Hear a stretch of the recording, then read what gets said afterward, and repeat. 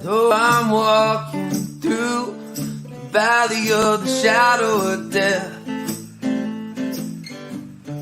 evil's all around. It's coming from the right and the left.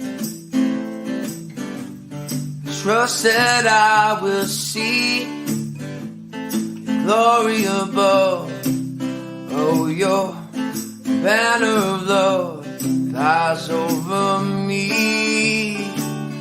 Between the river and the ravens I'm fed. Between oblivion and blazes I'm led. So Father, give me faith. Hello and welcome. Shalom. We're so glad you could join us. We are Between the River and the Ravens, James and Leigh Caruthers. So glad you joined us, or you may be joining us in the future. We hope that this message will bless you and just be an enlightening testimony on our behalf. So Today's Thursday, July 28th, and boy, can you believe that the month of July is almost past. I can't. It flew by so quickly. Shalom, Jennifer and Brother Lee and Kat. Thank you so much for being here. We absolutely love everyone that's willing to. You could be anywhere else right now. You could be choosing to do anything else, but you're choosing to spend some time with us, and that just touches our heart and our soul and makes our whole week. We're just very thankful you're here. Shalom, Ren. Always love seeing you in every single one of the shows at Heart of the Tribe. And speaking about Heart of the Tribe shows, tomorrow we have Mercy Poured Forth in the morning, and that will be me. And I'm going to be talking about childlike faith and childlike worship and how important it is to Yah, that those that he calls are bringing forth his words that he gives them to bring, and what he brings me may be different than what he brings you, but all of it is from the Father. So that, I hope, is a blessing. And then we start every Shabbat Friday afternoon with Kat and Lee Hood with Blood of the Lamb Ministries, and this week they're doing part 2, right? Of Yonah. And boy, last week was so amazing. I'm on the edge of my seat. I cannot wait for tomorrow night. That's our wind down, get ready to just absorb our time with Yah. So I really hope everyone will join them and us tomorrow evening. And then there will be Let's Talk Torah on the Sabbath in the morning. And is that at 9:30 in the morning? I believe it's at 10 EST. It's Eastern. So we're in Central Time. So I always have to get my head wrapped around changing the time for us and for that. And so we hope that you will be tuning in for those shows. So what do we have today, James? What new and exciting thing do we have to talk about? I keep saying each week might be the most controversy, but this one might be the most so far. You know, if you've joined us from our other episodes, we started off just kind of a brief description on our journey, and then we got a little more detailed into why we participate in the Sabbath, and then the week after last week was eating clean. So sorry if I grossed everyone out with my super explicit explanations, but you have to understand why the Father made those unclean. Yes, everything he made is good and everything serves a purpose, but we aren't supposed to eat everything.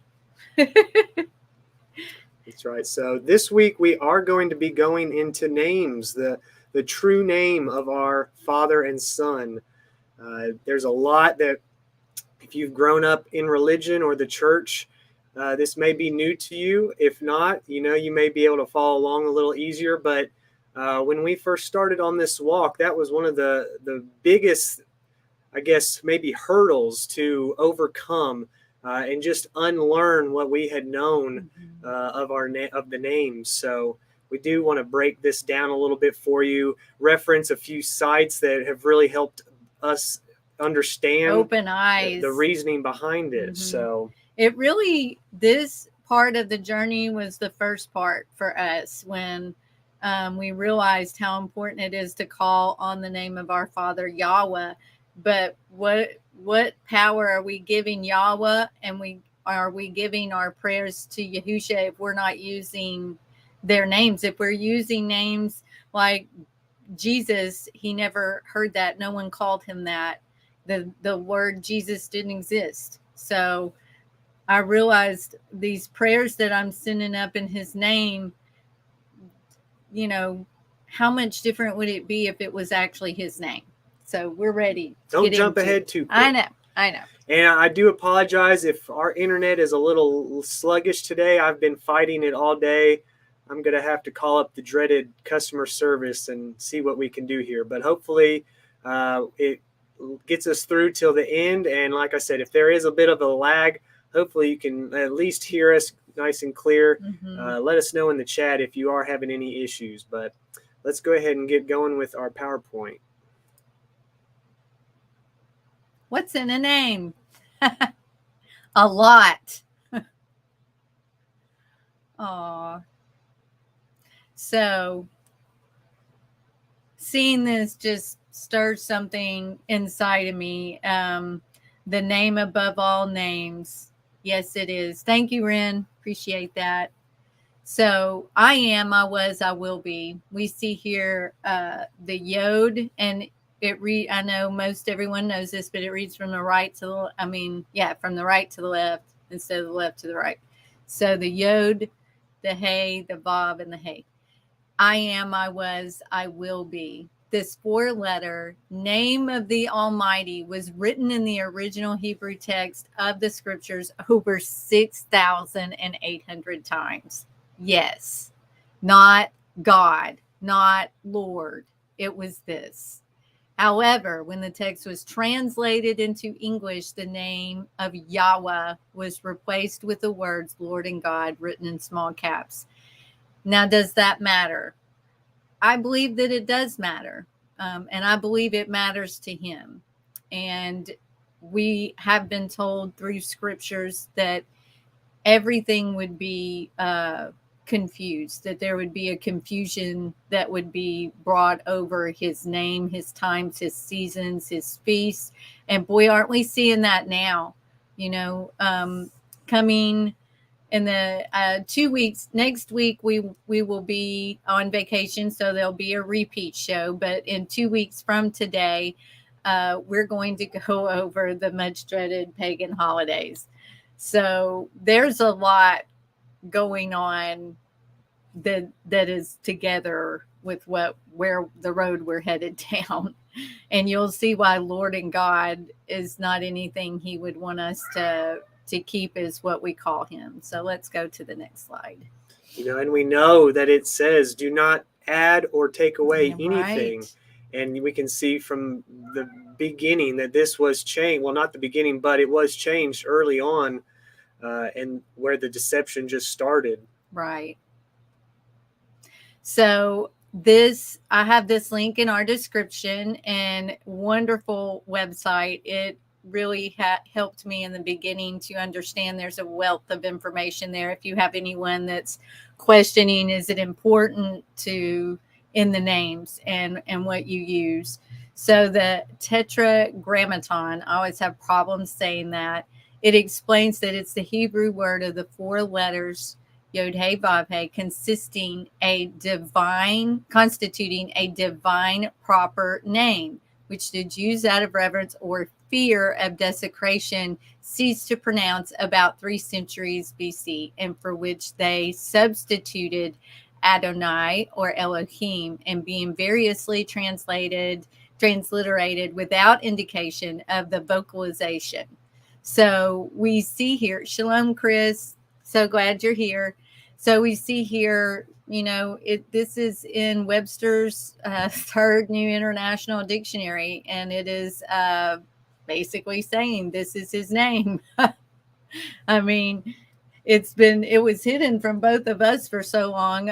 We were both raised in the church. James was Church of Christ, and I started out Presbyterian and then became a Baptist, and no one ever mentioned anything other than God and Lord and Jesus. I never heard any of this. Did you?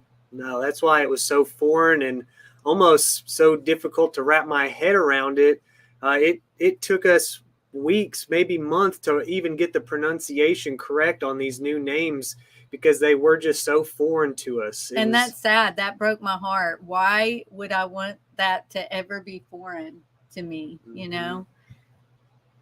What is the next one? Okay. Do you want me to show this first? Yeah, go ahead. Okay. One thing we noticed, and it's in several of the Bibles. Go to full screen. It's in several. We both have several Bibles that we have had through our lifetime and used. And most of them, if you will go to your preface, they're going to tell you something that you think is hidden from you, but it's not. It's actually right in the preface. If you want to find it in the preface in this one. So this one says right here, Shalom, Nina, right in the preface, in regard to the divine name yhvh, commonly referred to as the tetragrammaton, the translators adopted the device used in most English versions of rendering that name as Lord. I mean, why have I never read the preface in my Bible? I would have known that I was calling him by a title. And I always knew, I thought, well, we call people Lord. Lord this and Lord that. I just found it amazing that right here in the preface, if I were to have ever read it, it would have told me that his divine name was yhvh, Yahweh, you know. And in this one is a New International Version, and this is actually my mom's Bible. American Standard. And it's the New American Standard. Right here. And it says, let's see, the proper names of God in the Old Testament. In the scriptures, the name God is most significantly and understandably so. That's the most common name for the deity. For deity is God. So the most common name for a deity is God. A translation of the original Elohim. The normal word for master is Lord, a rendering of Adonai. There's yet another name which is particularly assigned to God as his special or proper name. That is the 4 letters yhvh, right in my preface. And no one ever reads it. I've never read that. I've never seen that, but here it is. It's right here. And I want to share with you, this is kind of off topic, but my mom never talked to me about Torah. We, as you can tell by her Bible, which is one of my most prized possessions, she wrote all through it Bible verses and things that she leaned on as she was dying of cancer over 20, 30 years of her life. There's so much in here. It truly means so much to me. And I never noticed this. She never said Torah to me. We never talked about that. But here in the pages where it breaks down alphabetically the books of the Old and New Testament, my mother has scribbled the word Torah. Let's see if I can get my hand over it. Right there. She wrote Torah. So that just was last night. I've never seen it, and it hit me in my heart and my soul that I am doing the right thing and I'm on the right track. She wrote Torah in her book, and we never talked about it. So just so you know, you do get signs from the Father. You do get signs when you're on the right track. And this for me was the biggest sign I've had in so long. We may doubt what we're doing. We may doubt, maybe no one wants to hear this, but you know what? The Father wants it said. And even if there's one person out there that is struggling with any of this, they may be able to see and it'll open their eyes the way people helped us. But wow, this was eye-opening to find it in the preface. And the one thing I noticed also, I have a King James version that was my mom's Bible as a small child when she was little. This is dated 1952, and it was given to her at Christmas. I was like, oh, man. But it's it is, let's see here, King James Version, translated out of the original tongues and with the former translations diligently compared and revised, comparable to the edition of 1611. And unfortunately, it does just have God and Lord, but that's what their disclaimer is there, is that they've taken out the name, the sacred name, and substituted God and Lord. So just look at your prefaces if you want to see. It's not, they didn't really hide it from you. It's there. It's in the preface. They just changed it through everywhere. That gave them that license to do so. Yeah, so you can see since the 1600s, at least, it has been this way that it God is today. Mm-hmm. You know, when we first got our Sefer translation, the first thing we did was actually read through the preface, because it broke down and made so much understanding for us on the names, on why there were certain books that were hidden that have been added. It was a blessing to read through that and to really get an understanding of, you know, the things that were not taught, you know, in church and school, things like that of our education. Right. All right, let's go. Let me add this back. There we go. So God and Lord are not translations of yhvh. Here's why. Proper nouns, including names, are not translated. Names that are given to a specific individual are never translated or even changed to a different version. A name is a person's identity, and it does not change. Just look at the world news. Reporters do not translate foreign names, no matter how difficult it is to pronounce or how easy it may be to come up with an English version. You know, I feel like still trying to learn how to pronounce some of these Hebrew names. It might be difficult, and we may never get it right 100%, but it is important to use the correct name, not a nickname that you could almost say was Englishfied. So if that's even a word. A person's identity does not change based on where one travels in the world. The name of your passport or driver's license doesn't change just because you enter another country.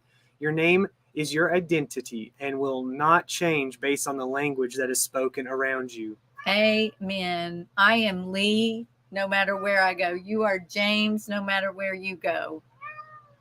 Yhvh is the Father's name. It is his personal identity. His name is not to be changed. But yet we can see that it was taken out. It was changed. So, you know, not only was it removed, but it was modified, added something different. Second reason, Lord and God are not even true translations. A translation conveys the meaning of a word or phrase into another language. For example, adios is translated as goodbye. I'm not sure what that word is in Hebrew. That is shalom. Okay, shalom. Still learning Hebrew, as you can see. And shalom is translated as peace. The name does not have the same meaning as the words Lord and God. Yeah, yhvh does not. Does not, no. It does, however, mean I am, I was, and I will be. Lord is a title that means master. It's not a name. It's like captain, senator, or doctor. They're all titles, but not actual names. Lord is actually used as a translation of the Hebrew word Adonai, even though master is a much better translation. God is also not a name. It is a description indicating essence of nature or nature. It's like saying human, man, woman, or child. They simply state what one is, but they are not names. God is often used as a translation for the Hebrew word Elohim, although Elohim is actually better translated as strong one or mighty one. And those are two words that we also will substitute. You know, Elohim, Adonai, those are beautiful words that, you know, we find to be valid and have a lot of meaning as well. So we do, but God is, as you're going to see in our next slide, there's How can we call the Most High a name that's a title that we can call something that's in a cartoon? You know, that's something that I've always struggled with and not really understood, but obviously I wasn't ready yet to dig in. And once I did, there's no going back. And again, we have this link in our description box. There is a wealth of information there that we've taken these slides from, because it just doesn't get any better. That website is wonderful to share with anyone that may be questioning if it really matters. And it does.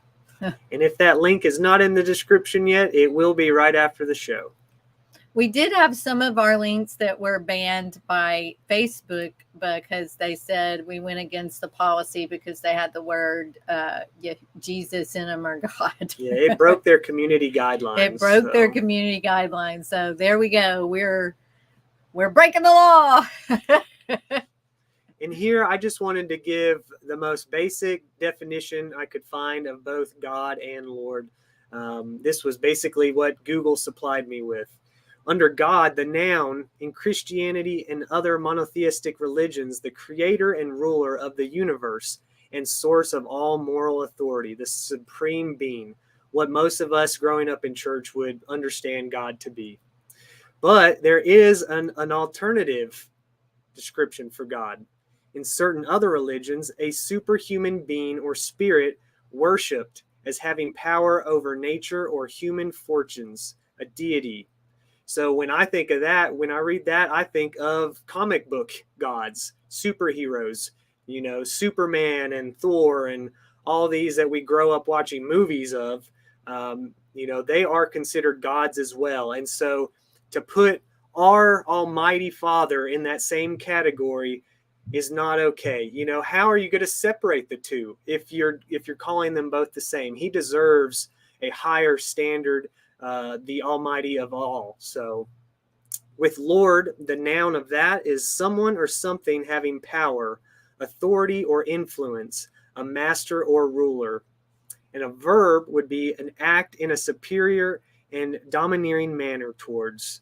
You know, that sounds like a tyrant leader, someone ruling over with authority. Of course, we know that our Father, Yah, has judgment, wrath, but he is not a tyrant. He's not someone, you know, pressing his thumb down on you in spite or just to, you know, show his authority like that. But Lord is also makes him, when you use that word, equivalent to a regular person on earth. We have lords and ladies. Mm-hmm. It's a title. It's just simply a title. So we did have a few verses here I thought were went well with what we're discussing here about basically how the children of Yasharel replaced the true Almighty name. Mm-hmm. In Judges 2, verse 11 through 12. And the children of Yasharel did evil in the sight of Yahuah and served Baalim, which is plural for Baal. And they forsook Yahuah Elihai of their fathers, which brought them out of the land of Mitzrayim, and followed other Elohim, of the Elohim of the people that were round about them, and bowed themselves unto them, and provoked Yahuah to anger. Mm-hmm. So, you know, they were influenced by the world, just like we have to deal with today. And, you know, you have to make a stand, and it's not always easy, but it's the right thing to do. And you will be blessed for making that stance. And Baal means Lord, mm-hmm. translated. I don't know why I didn't have that slide in here, but I know we had it in our first. It might be later on. Okay. Then lastly, in Jeremiah 23:27, which think to cause my people to forget my name by their dreams, which they tell every man to his neighbor, and as their fathers have forgotten my name for Baal. So right there, you can see that it's already known that this is going to happen, that his true name will be replaced by a false name. Right. Taking him down to a level to be equal with man instead of the creator of everything. Mm-hmm.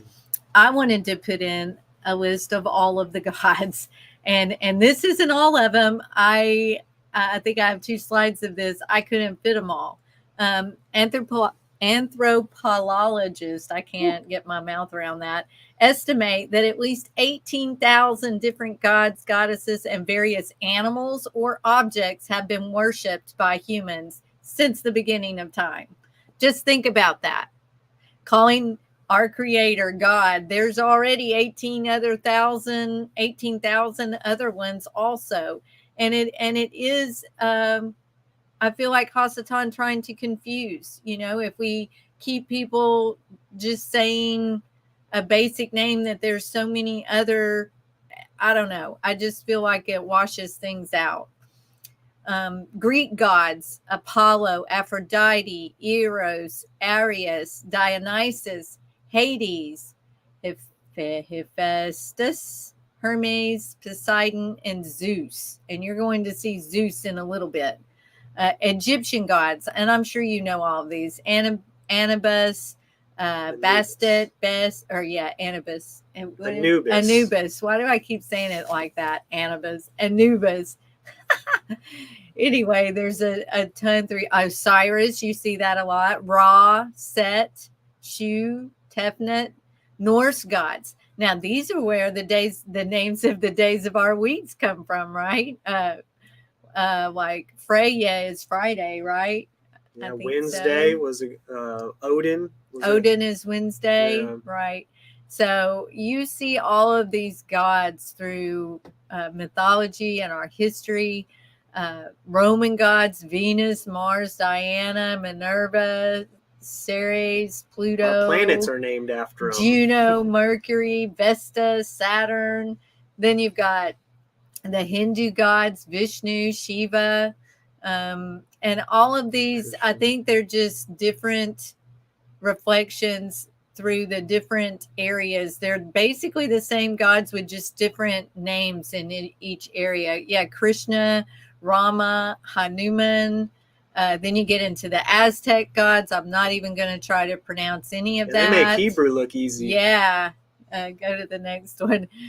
Celtic gods here, and then the Babylonian gods, right? And we're familiar with these all throughout the Bible, all throughout the Sefer, all throughout the Word. So we just see examples of how many there are. So to me, I would never want to call my father by any of a title name that any of these could be called by. It's just something that doesn't feel right to me. And I did it my whole life without even understanding, because I was too lazy to look for myself. So here they all are. So, when I first came across this, I just thought this was the newest release of Marvel or DC, the lineup of the comic characters. And essentially, that's where they all came from. It is. Some might have been imagined from the minds of Stan Lee, but, a lot of these superheroes that our children grow up idolizing, they're nothing but, these gods that we see throughout all civilizations. Strange Elohim, right? And how many times people all throughout the Old Testament fell away, and even now they fall away chasing these strange Elohim that does nothing but enrage our Father. Absolutely enrages. And I wonder, we're not supposed to have idols or may have engraven images. Is that the same when you have these figurines in your house? Like, I feel that it is. We've had to get rid of so many things that we've had in our life. We've loved these comic books and thought that we were watching, it's not as bad as everything else that's on TV. Well, it is. And it's a deception. It is a deception. And if I had it to do over again with my children, none of this would be in my house, and they wouldn't be allowed to have the figurines of these strange Elohim. When you go through the process of cleaning this stuff out of your life, sometimes we would go through repenting for days and days and days, because everything we pick up, we know had been an idol, had been a graven image, had been something that we absolutely had no business of having it in our house. And it was cleaning out the temple, and it was hard.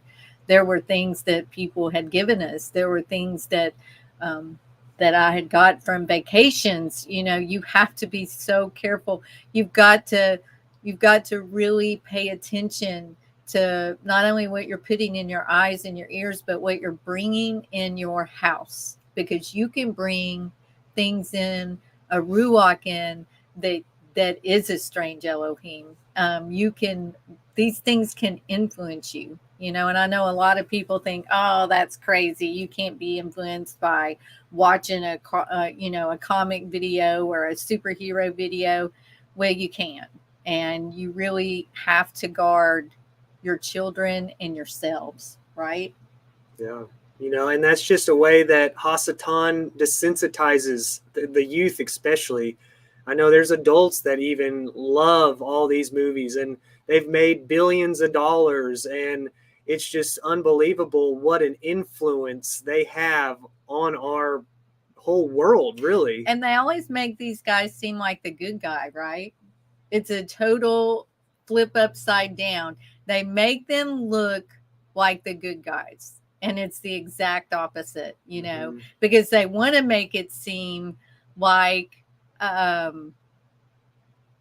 what was I trying to say? I totally lost my train of thought. Well, like when, you know, there's a foreign alien or some kind of supernatural being coming to destroy the earth. And a lot of times that is what they're presenting as our Father coming back for the second time. And so we've got all these strange Elohim gods to fight that off. And so they're hoping that we also join in that battle to want to fight towards that. And so it's just a complete flip of what we really should be doing. And nobody sees it like that until it's brought to your attention, and you can start to see Independence Day and all these, you know, end of the world type movies. That's exactly what they're doing, is just desensitizing you to the second coming of our Messiah. Right. And they're going to totally flip it to where bad seems good and good seems bad, you know? Isn't that just how it works? We've got a good question here from Braided. What do you all think about angel statues? I have them as decorations and nothing else. I think, and you know, I have an angel statue or two that I have. I don't worship them. It's really hard to explain, or not hard to explain. The way I think about that is I have friends that I love that are Catholic, and of course we speak nothing against anyone at all, but I always felt uncomfortable with their icons that they carried or that they prayed to. I think that's the difference in the issue. There's not really an evil connotation related to having an angel. The angels have been sent to help all through history and to bring their messengers of Yah.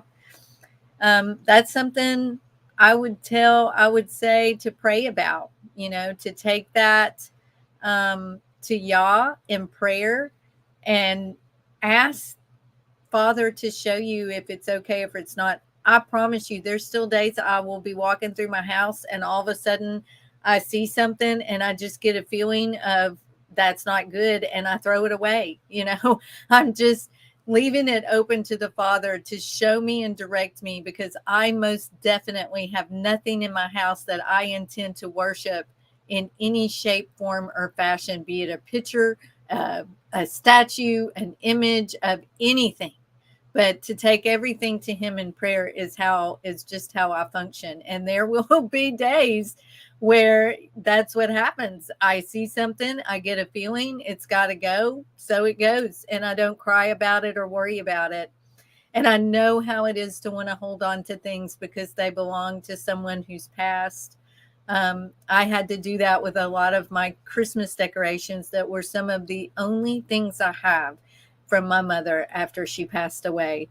And I didn't cry a bit about it, because you know what? Those are items. They're things. They're not her. They weren't anything that was physically a part of her. I have her in me. I'm her daughter. I have her DNA. I have the experiences of the 28 years she was in my life. So I don't need a Christmas house that lights up to bring me closer to her. She's in me, and I know that. So, for years prior to this walk, though, if one of those things got broken or hurt, I fell apart. I cried. There was just, I would be so upset. It's not like that anymore. It's not like that at all, because Father has made me understand those were things and items. Everything was going to go to dust, and absolutely is not her. I wish we could have had this conversation about the pagan holidays and figured it out together, but I don't think she would be upset at me at all for removing those items from my life. Yeah, I mean, that's what I was going to say is, we all have items and possessions that we cherish, but really when we stepped away from the world and put all of our might and all of our focus on the Father, Yah, none of it mattered anymore. We were able to get rid of things, and it's been a blessing and also an eye-opener to realize how much focus and value we put on things. Right, and like Shell said in one of her talks, Yah is a jealous El, right? And he wants us to love him with all our heart, mind, soul, and all of ourself, above everyone and anything else, above everyone and anything else. That includes your husband, your children, your anything and everything. He's got to be your primary focus. He's got to be your true love, your first real true love that you have forever. And it makes it so easy when you can have that kind of love for him and know he's all that matters in your life. He is literally your breath in your body. He gave you your first breath, right? And it's the same breath that circulates through you now. This is a good one here from Jennifer.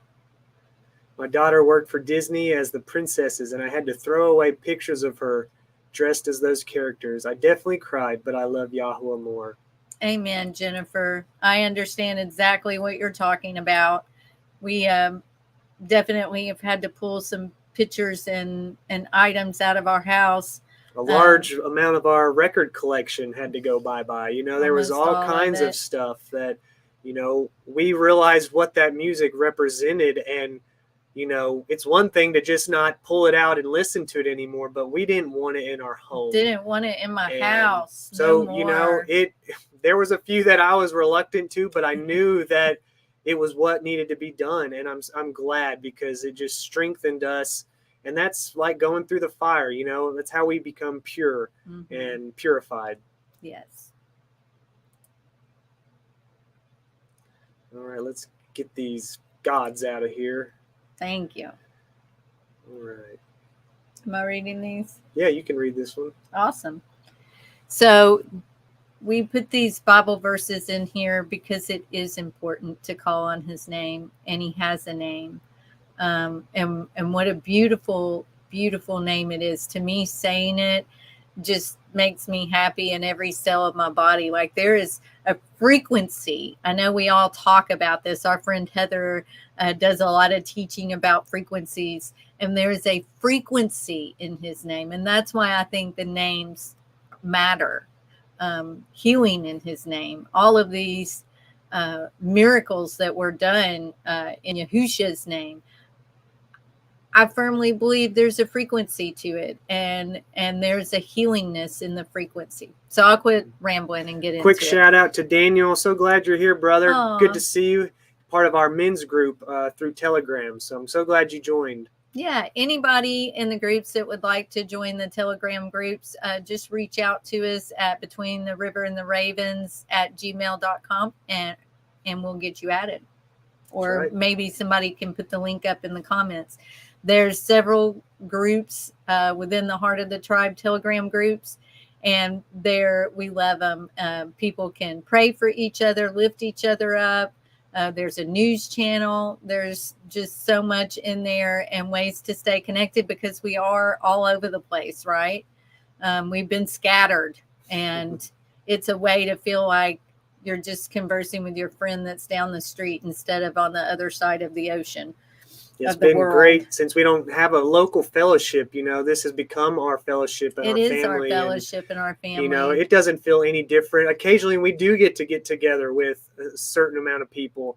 But having this online community that we can talk to with the click of a button, night or day, it's so refreshing. Thanks, Catherine. So positive. So yeah, feel free to click that link, and that should allow you right in to join our group. So hope to see you there. So here we go. Genesis 4:26. And to Sheth, to him also there was born a son, and he called his name Enosh. Then began men to call upon the name of Yahuah. So this would have been yhvh, right? In the Hebrew. So we use the Sefer. These verses are from the Sefer. So Yahuah is how Dr. Pigeon and the group of Sefer broke down how you pronounce the Yod Hey Vav Hey based on the phonetics of those letters. So it comes out as a Yahuah. Genesis 12:8. And he removed from thence unto a mountain on the east of Beit El, and pitched his tent, having Beit El on the west and Ai on the east. And there he built an altar unto Yahweh, and he called upon the name of Yahweh, Yod Hey Vav Hey, I am that I am. So amazing. First Chronicles 16:8. Is that right? Yeah. Give thanks unto Yahweh, call upon his name, make known his deeds among the people. Give thanks unto Yahweh, call upon his name, not his title. Psalms 105:1. Oh, give thanks unto Yahweh, call upon his name, make known his deeds among the people. Oh, give thanks to Yahweh, call upon his name, Yod Hey Vav Hey, right? Thus says Yahweh, the maker thereof, Yahweh that formed it to establish it. Yahweh is his name. I don't know how to make it any more blatant. Romans 10:13. For whosoever shall call upon the name of Yahweh shall be saved. I promise you that did not say God. That said Yod Hey Vav Hey. But depending on your translation, you may never have seen this. Right. And you would have seen God or Lord. Not necessarily your fault for not knowing. We have been I'm gonna look. Lies and deceit in religion, and that's just how it is. And so it is kind of difficult to admit that you've learned wrong, over the years. But I would say ever since I've realized and found out these true names, my prayers and my when I speak out to him, I feel the difference. And I know, I'm not saying that my prayers never came true before, but I know there is a difference. And I have seen prayers answered more rapidly and just abundantly than ever before. And I know that I'm, serving him with all my heart. So of course that helps, but I do think that power in his true name is a big key to this. What's this in? This is Romans 10:13, the last one you just Everyone read. Who calls on the name of the Lord will be saved. So they changed the Yod Hey Vav Hey to Lord, which is a person. And you can see from that very first slide we showed you, at least 6,800 times it is either Yod Hey Vav Hey, Yahuah, or Lord in your Bible. So make sure that the translation is an important thing as well. And we know there's many different ways you can say it. Yahuah, Yahweh, as far as yahusha, Yeshua, there's all kinds of different pronunciations. We're not claiming that we know for a fact that this is the only way, but we do know that God and Lord are not the correct names. And so we encourage you to spend your time, research, pray. He will give you that answer if you're will. seeking for it. You will know what's right. And that's how our journey began, was just calling out humbly on our knees, face down. Please, Father, show us what we need to know. We want to have eyes to see and ears to hear, and whatever you want to show us and lead us to, that's what we're willing to do. We were at that point that we were so unhappy with ourselves and our life and the worldliness. We had nothing. We wanted for nothing. We both made so much money. We were able to go on any trip, buy anything we wanted, but we were so unhappy in the world that when the CV stuff hit, literally right before it, just needed filling by the Father. And this is when you pray and ask him to show him what he wants, you better be ready to do it. And even if that means throwing away stuff you love and stuff, it is just stuff, and you'll be okay, because you know what? He's going to fill you up with so much love and joy and shalom. Don't think for a minute that your hardships will stop. They may actually increase, because, hi, Laura Lee, shalom. So glad you're here. He may see, the adversary is going to get very upset that he doesn't have you in his grasp anymore, that he can't yank your chain and make you just want, consume. Now we're just all about, Father, we know you're going to feed us, clothe us, and put a roof over our heads. So there you go. And because the world got paused over the last few years, it gave us the time we needed to dig in and to find the truth. And it's still unraveling itself. We're learning more every day. Sometimes I need a hard drive to plug in just so I can try to store it all. Shalom, Shell put hers up. We got our attic back. Shell got her, there you go, put it back. There you go. Got her closet back. Shell got her closet back, cleaning it out. We got attic and closets and cubbies and everything back when we cleaned it all out. And it's actually, we thought we had everything out the first round. It's actually taken 2 more rounds to get everything out of our house, Oh man, let me tell you, this is what Facebook wouldn't let us put up. It dinged us and said that what was it? Against community guidelines. So telling the truth is against community guidelines. This is a blog that, who was it? Stuart or Shane Stokes actually shared this like a year ago in a Telegram group we used to be in. And we have tried sharing it with family and friends, and not everyone wants to see this.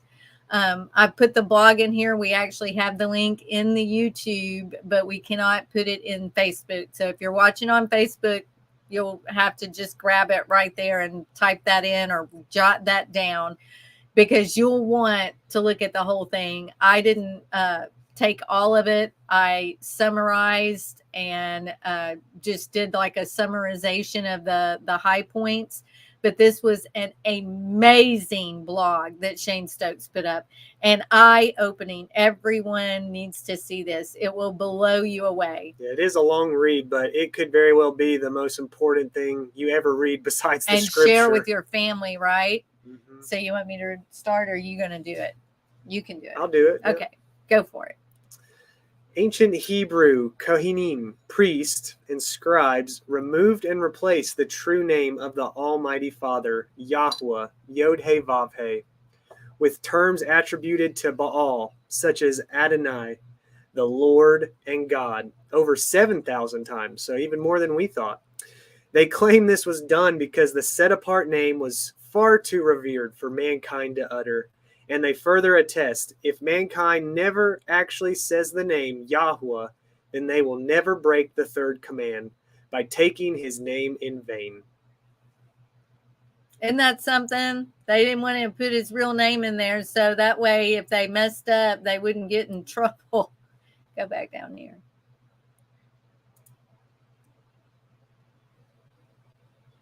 We're going to zoom in on this one so we can read it a little better. Yeah, there's so much information, and I did try to summarize.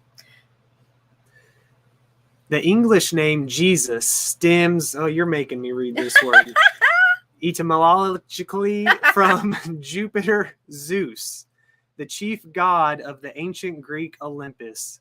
The coded occult appellation evolving from Jesus, Jesus, Jesus to Jesus.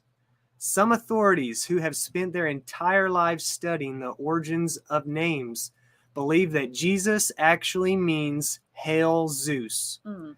For Leos in Greek is Hail Zeus. That is, Leigh translates as hail, and Saus or Zeus is Zeus. Dictionary of Christian Lore and Legend, J.C.J. Milford in 1983. Page 126. That's actually where each of these you're going to notice is going to give you exactly where the information was taken from. This is not just somebody making this up. You can actually go search these texts out yourself and see it there. That's why this blog was so mind-blowing. So Constantine at Nicaea wanted to create an entirely new god for his empire to unite all the religious factors under one deity. Kind of sounds like the NWO. Presbyters were asked to debate and figure out the new god. They argued, each promoting their finer traits of their own special deity. 53 total gods were tabled from discussion, which lasted for over a year and 5 months. When Constantine returned, they had still not agreed, yet had it down to 5 prospects: Caesar, Krishna, Mithra, Horus, and Zeus, the Roman Jupiter god. And as you can see, you probably noticed all of those were in a few slides back under just gods. The gods. Yeah. So, very creative they were. And that was from Historia Ecclesiastica Eusebius, circa 325. Constantine set to involve British factions. He ruled that the name of the Druid god Jesus be joined with the Eastern savior god Krishna. Krishna is Sanskrit for Christ, and thus Jesus, Krishna, or Jesus Christ as we know it, would be the official name of the new Roman god. The vote showed 161 to 157 votes in favor. Acta Concilii Nicea 1618. So you can search those documents as well. And on the blog, I believe at the very bottom is another complete listing of where all of his information came from, where he took everything from. Me? Sure. No one was Christian prior to AD 325. No one.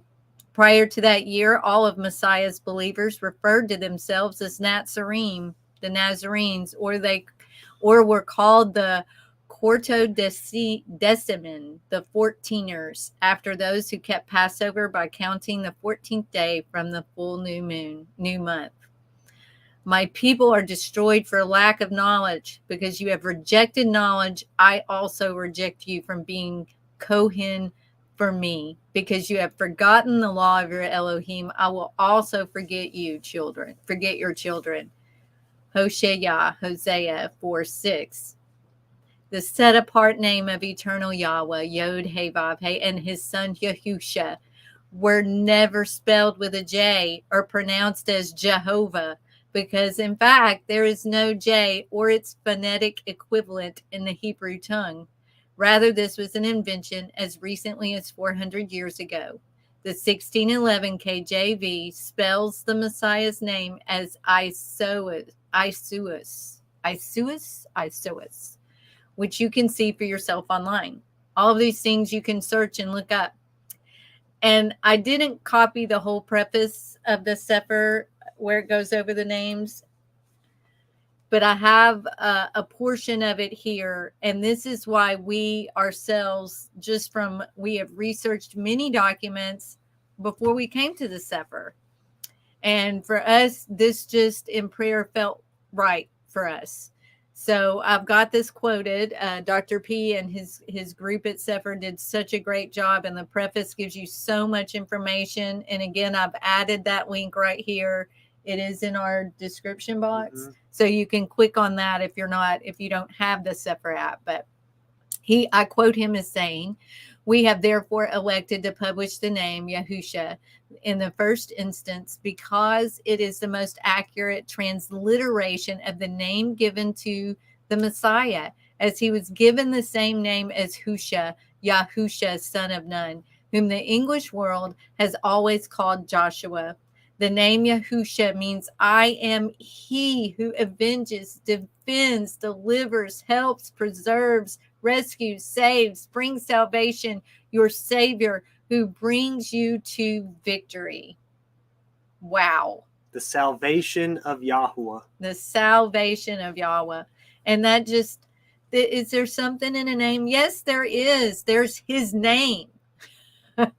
There is something in that name. And how beautiful and how wonderful that name is. And in the name of Yahusha HaMashiach, we pray over each of you. We pray that this has been a blessing, that you've enjoyed seeing and hearing the documentation. I hope that you send it to your family and friends if they're struggling to understand why it matters. It's been such a blessing. And yes, Shell, the preface of the Sefer is such a great teaching. Just the preface, that's what got me. That's why we ended up buying 5 or 6 to give to family and friends, because we were just so blown away. But you've got to be in a place where you've prayed to want to have those things revealed to you, to appreciate them. And I just pray that over all of you. I really do. I pray blessings over you. I pray that our talks are making sense and bringing something to life that you may not have known, or that it's just strengthening you in your walk, regardless. There may be some hesitancy, even just with family or friends, to speak these true names. And it just goes back to that verse where it mentions, they took the name out because it wasn't worthy to speak. They didn't want to be held accountable. They didn't want to be held accountable. So, when I think of that now, it just makes me wonder if it's the same now. Are they just choosing to not use the real name so they won't be held accountable? But I think you will. The name is important. And so I just urge you to, praise him. Pray on it and do your own research. Praise Yahweh. And we pray for you and for your Sabbath coming up. I hope to see everyone in the morning on Mercy Poured Forth, and I hope that y'all will tune in for Blood and the Lamb Ministries, the second part of Yonah. And then, of course, we've got Let's Talk Torah, Sabbath morning. And we do have a song we would like to play for you. And when that ends, we won't come back, but we just want to wish pray blessings over you. May Yah shine his face upon you and bring you shalom, and have a great evening. Thank you, everyone.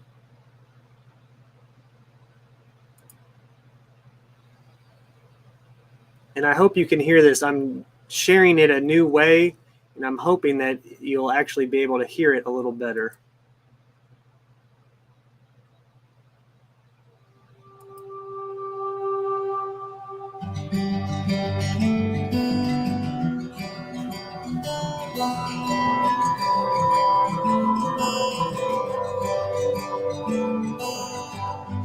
And of Yahweh came upon me, and he took me far away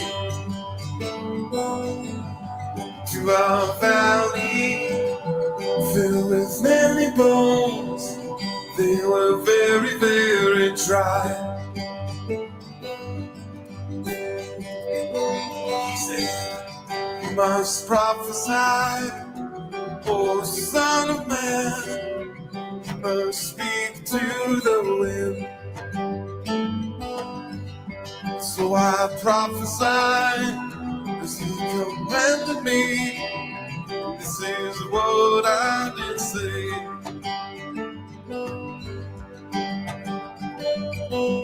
Come, breath of Yah,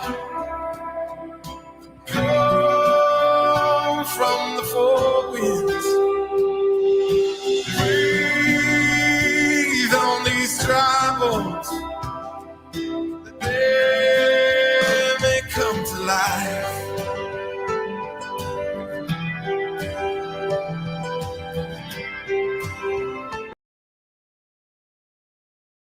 Though I'm walking through the valley of the shadow of death, evil's all around. It's coming from the right and the left. Trust that I will see your glory above. Oh, your banner of love flies over me. Between the river and the ravens I'm fed. Between oblivion and blazes I'm led. So Father, give me faith